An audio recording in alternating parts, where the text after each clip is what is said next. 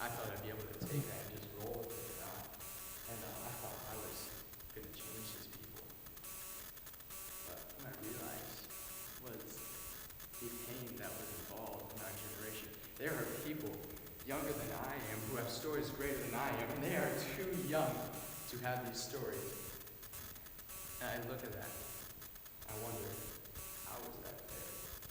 I look at people I know, people I thought I knew. I thought, I know these people inside and out. To hear their testimony, realize I couldn't be farther from the truth. I could not comprehend the pain that was in their lives. I wondered what kind of God could put people through this pain. What kind of God could a 14-year-old girl already have a story like that? What kind of God could, just the fact that you look in someone's eyes and you don't see the pain. You look at someone's smile and you don't see it. The only way you see it is by the single tear, the faltered speech, the moment when they let down their guard for the first time.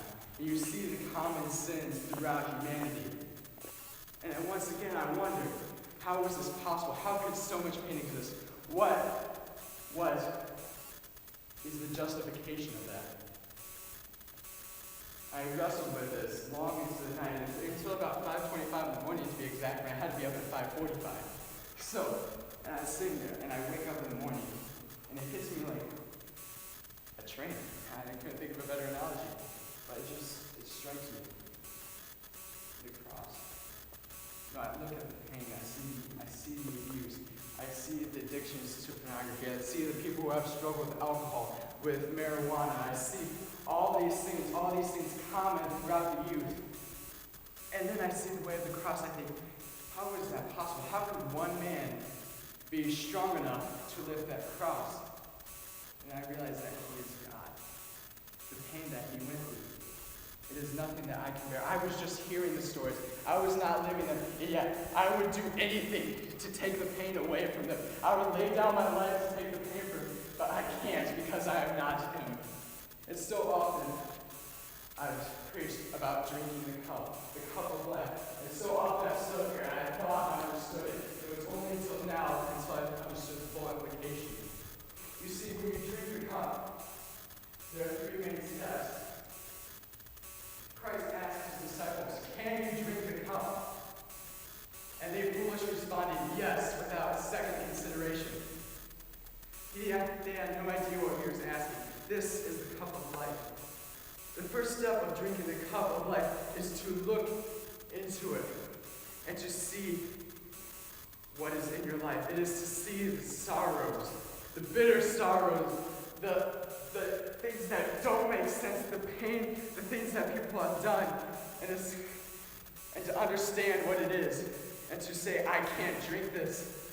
But then you see the joy, that every moment of happiness, every smile from a stranger on the street, every moment when someone stops, takes the time, sits down and listens and asks, what is your story? You see, it is only with that joy, though how insignificant it may seem at the moment, that we can take the sorrows and we can drink the cup. It is only then that the broken family seems to be repaired by God. It is only then that the regrets, the innocence that is lost, can be returned.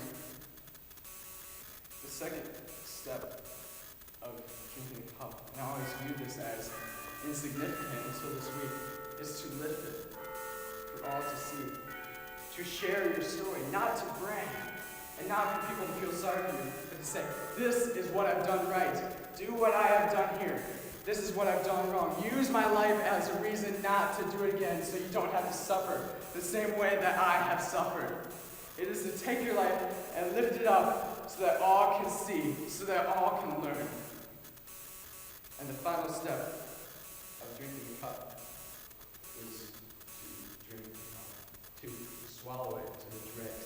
And it is nearly impossible. I thought it was easy. It is nearly impossible. But it is to say, this is my life. I claim it. That I am God's. He claims me. This is God's life. It is to take full acceptance of the sorrows, of the pain that you have already endured, and to understand the weight of the cross and the strength of the one who bore it and the one who died so that you are redeemed. so that you are loved, that you are accepted, no matter what your fears are.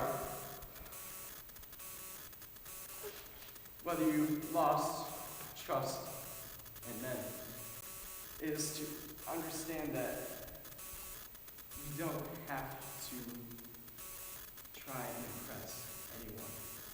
It's to understand you don't need to try and fail. And so,